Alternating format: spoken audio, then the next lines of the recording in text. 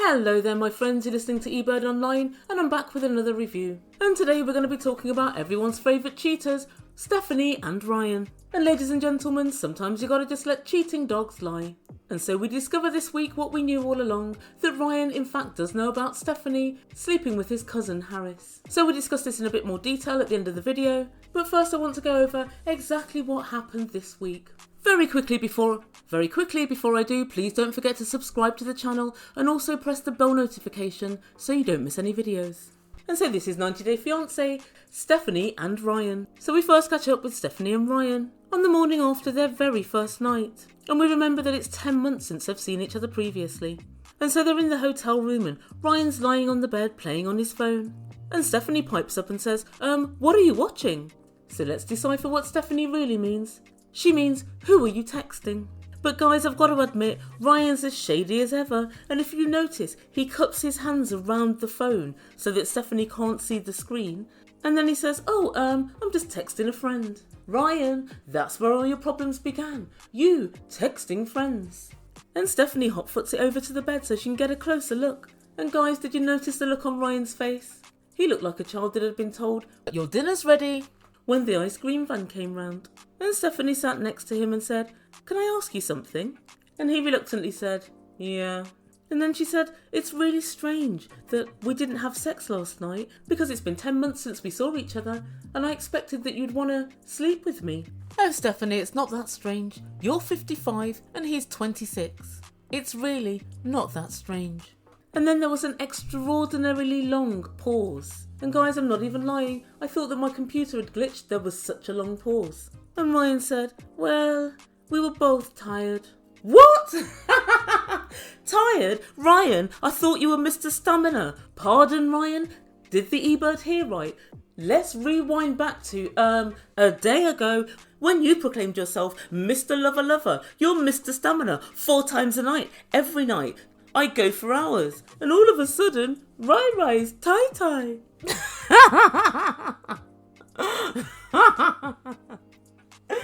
Oh dear. Ryan, you're a bragger and a joke. And so to back up his woeful inactivity, Ryan said, well, you complained about having tummy ache. Ryan doesn't seem like the kind of guy for whom tummy ache would worry him. But anyway, Stephanie said, well, my tummy ache had gone by this morning, but you still weren't interested. And it's not necessarily about the sex. It was about the bonding. I wanted us to bond. I wasn't expecting a big, long hour session like you usually give me, but even just 2 or 3 minutes. Again, it was for the bonding. Stephanie, you don't spend thousands of pounds on random kids in far-flung places miles away from you, if not for the sex. That's exactly why you're there. But while Stephanie's saying all of this, Ryan's saying absolutely nothing at all. And I believe if we had a window into his inner monologue, he'd be saying, biatch, you slept with Harris. Biatch, you slept with Harris. But Stephanie's still droning on and on. Unless we're fighting, we have it like at least 4 times a night. Don't tell me, Stephanie, for the bonding. Yeah, we get it. And Ryan said, no, there's no problem. I'm all good. But Stephanie thinks she knows what it is. And she said, how many women have you slept with since I've been gone? Again, another gargantuan pause. And Ryan says, none. Oh dear, I don't know how he said it and kept a straight face. But I know Stephanie would have us all believe that Ryan's the best lover that ever there was. But Ryan gives me pubes longer than penis tease. I don't know, girls, tell me what you think. Ryan doesn't look like he's up to much. Whereas Harris, well, that looks like a very different story to the Ebird. And then Ryan decides to moan to producers. All she wants to do is fight. It's not my fault she's got trust issues. Ryan, it kind of is, because you were cheating, whether in actuality or whether just by text. That's the reason she's got trust issues. And you keep on saying, it's not my fault, it's not my fault. It definitely is, at least partially your fault. But I must also concede that some of her paranoia pertaining to Ryan is the fact that she knows she's cheated on him. I always think that when you're dealing with a cheat, they think everybody else is cheating. Why? Because they think everybody else has got the same low standards that they have. And then Stephanie starts bollocking on about when Ryan was texting other women, and we find out that it was 4 years ago. 4 years? Bloody hell, Stephanie. My sympathy for you is waning with every passing second. Stephanie's still talking about this as if it were yesterday. And she said, you text somebody, let's go to Cancun, and then I found out about it and I threw your phone across the room and I kicked you out of the hotel room. And Ryan said, uber calmly, and what happened after that, Stephanie? And Stephanie said, you want the truth? And she looked dramatically up at the ceiling. Oh, Stephanie, it's quite clear he already knows the truth. That's why he was talking to you like a stray dog on the phone the other week, and that's why he can't be bothered to make love to you, even for 2 or 3 minutes. Even if it's just for the bonding. And Ryan looks devilishly calm. And Stephanie said, well, you know, Harris used to call me every day and he gives me so many compliments. He makes me feel so special and it's so long since you've made me feel special. Well, when I kicked you out, he rang me straight away and then he came over and, well, he spent the night at my hotel room. And Ryan said, yep, I already knew it. And Stephanie said, are you kidding me right now? Are you kidding me? I can't believe this.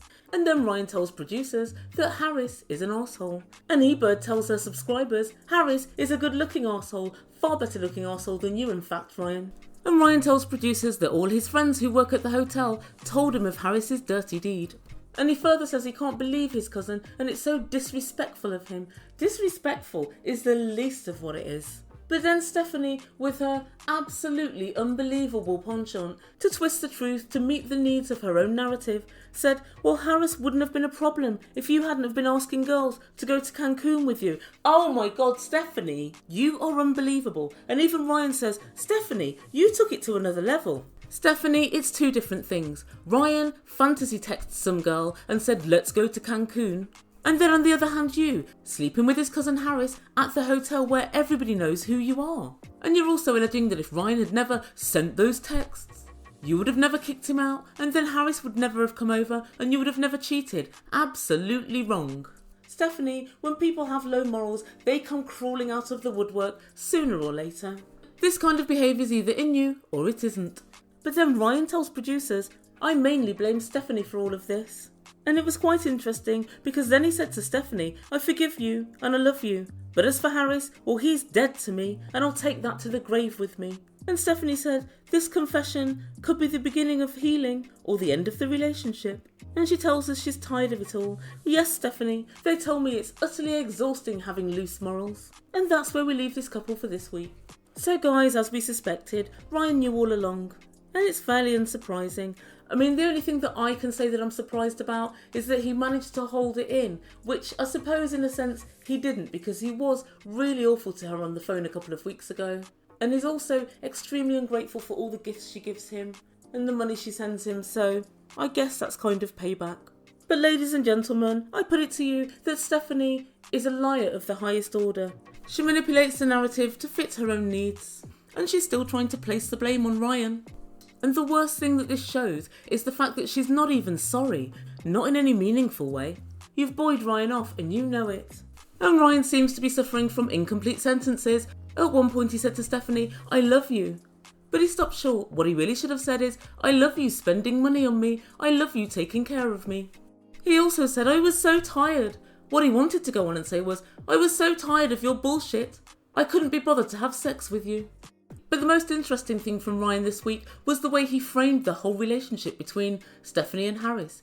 He told producers, I mainly blame Stephanie for this, but then later on he told Stephanie, I completely forgive you and I love you, and I blame Harris for this, Harris is dead to me.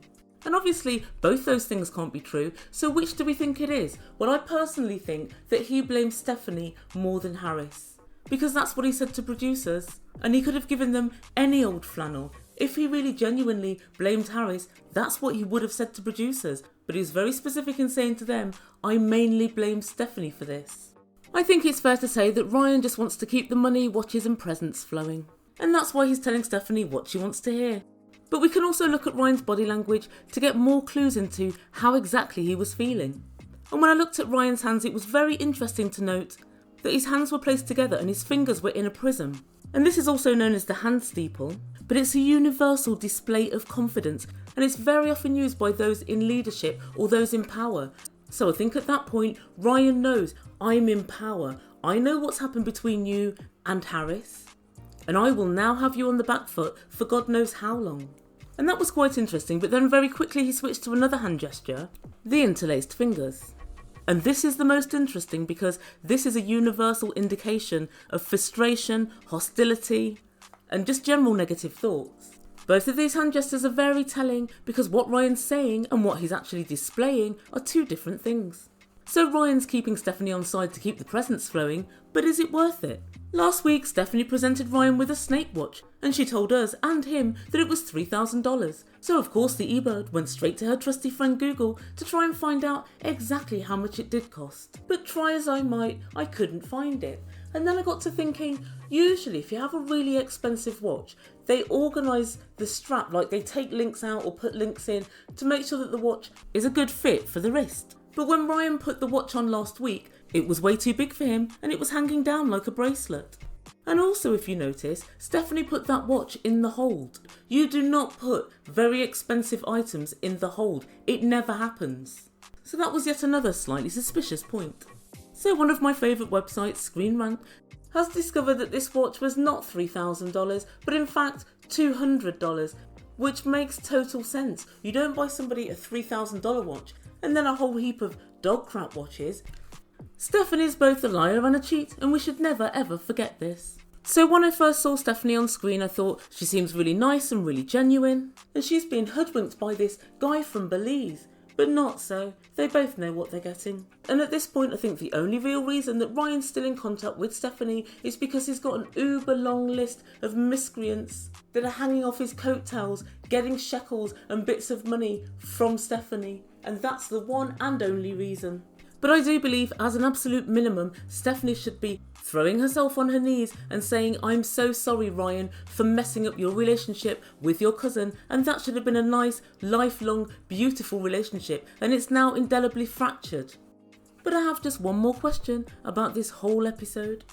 Do we think that Ryan cooked this whole thing up with Harris, or do we think that Harris went behind his back? At the moment, Ryan's claiming that he knew because other people told him about it, but something has always niggled at me, and it's this. When Stephanie threw Ryan out of the hotel room, Ryan could have just gone home, but he didn't. For some reason, he went and rang his cousin and told him what had happened, and then his cousin rang Stephanie and said, "I'll be straight round." And I have a feeling that Ryan thought, this is over, oh my god, it's at an end, and the money, the cash flow's at an end. So he thought, pass it along. Who's good looking? Who won't she be able to say no to? Harris. So Harris rocks up, gives it the old one too, but then the following day she made back up with Ryan anyway. But just in case she didn't, Harris was in there with a shot. Guys, tell me what you think to my little theory. Was Ryan in on this the whole time? And as usual, please let me know in comments down below. And also let me know what you think to the rest of this week's shenanigans. Right, very quickly before I go, please don't forget to subscribe to my channel and press that like button if you've enjoyed my content, and also don't forget to hit the bell notification so that you don't miss any videos.